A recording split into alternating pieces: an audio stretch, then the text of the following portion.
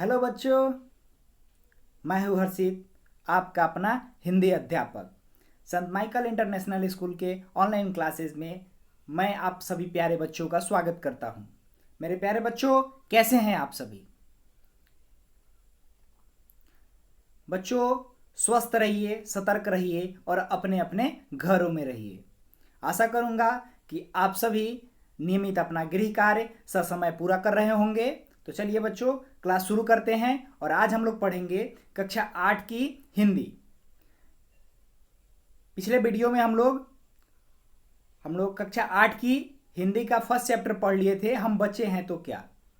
तो आशा करता हूँ कि आप पूरी कविता याद कर लिए होंगे और इसी अध्याय से रिलेटेड आज हम लोग कुछ इंपॉर्टेंट पॉइंट्स जानेंगे।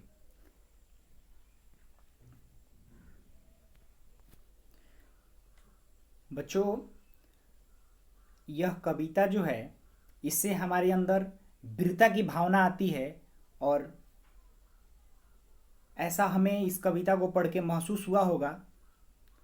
कुछ ऐसे वीर हैं जिनका नाम आपको मैं बताना चाहूँगा, जिन्होंने कभी हार नहीं मानी, खुद मिट गए और अपनी स्वतंत्रता और सम्मान के लिए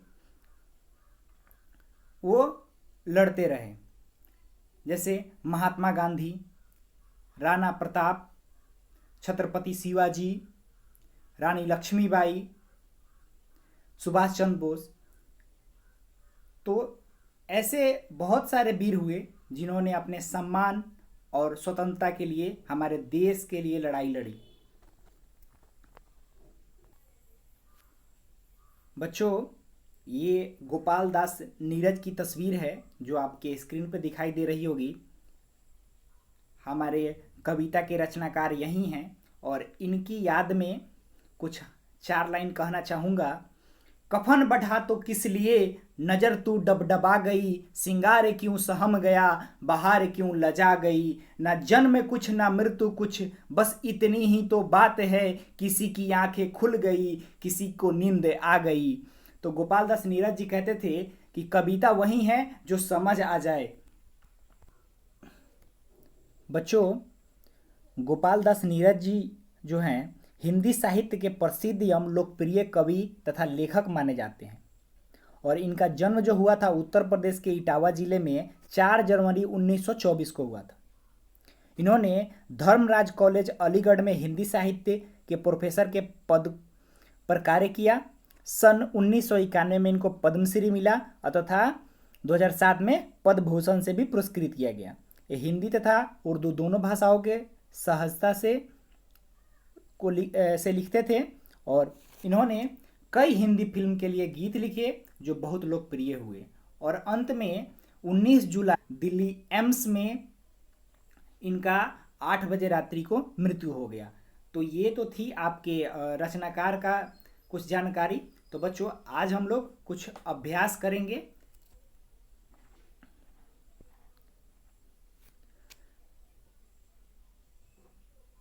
ये आपके कुछ शब्द दिए हुए हैं जिनको आपको उच्चारण करना है और इन्हें डिक्टेशन समझ के लिखना है। हिंदुस्तान, मुश्किलें, क्रांति, किस्मत। कुछ प्रश्न दिए हुए हैं जो आपको खुद से प्रयास करने हैं। आदमी की किस्मत कहाँ कैद है, जिनके घर फूल नहीं हंसते उन्हें बच्चे क्या देंगे, भूख कहाँ उग रही है। निम्नलिखित पंक्तियों को पढ़कर दिए गए प्रश्नों के उत्तर दीजिए। हम उन्हें चांद देंगे जिनके घर नहीं सितारे जाते हैं। तो ये पंक्ति से रिलेटेड कुछ प्रश्न हैं। तो ये आपको पहले ही समझा चुके हैं कि जो गरीब लोग हैं, जिनको कुछ नहीं मिल पाता है, तो यहाँ उन्हें चांद देने की बात की गई है, मतलब उनको सारी खुशियां प्रदान करने की बात कही गई है। तो आपको यहाँ बताना है कवि किसे चांद देना चाहते हैं, कैसे लोगों के घर सितारे नहीं जा पाते, किसी को चांद देने का क्या तात्पर्य है। फिर यहाँ पे कविता के अनुसार कुछ रिक्त स्थान दिए गए हैं।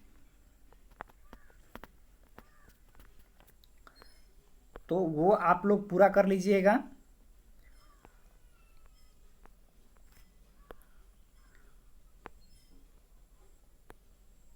उसके बाद में अगले पेज पे है निम्नलिखित शब्दों का कविता के अनुसार मिलान कीजिए। तो आप इसको मिलान कर लेंगे। फिर कुछ और प्रश्न हैं। बच्चों का क्या करने का इरादा है? बच्चे इंसान के साथ साथ और किसे बदलना चाहते हैं? दुनिया का सम्मान बदलने के लिए क्या करने की आवश्यकता है? चांदी की दीवारों से कवि का क्या तात्पर्य है? बच्चे स्वयं को क्रांति का दूत क्यों कहते हैं? अगर यह न हुआ तो सचमुच तीर कमान बदल कर छोड़ेंगे। इस पंक्ति की व्याख्या कीजिए। इस कविता में बच्चे क्या क्या बदलना चाहते हैं? बच्चे देश के भविष्य होते हैं। इस विषय पर अपने विचार लिखिए। नई क्रांति से कवि का क्या तात्पर्य है? क्या हमारे देश को इसकी आवश्यकता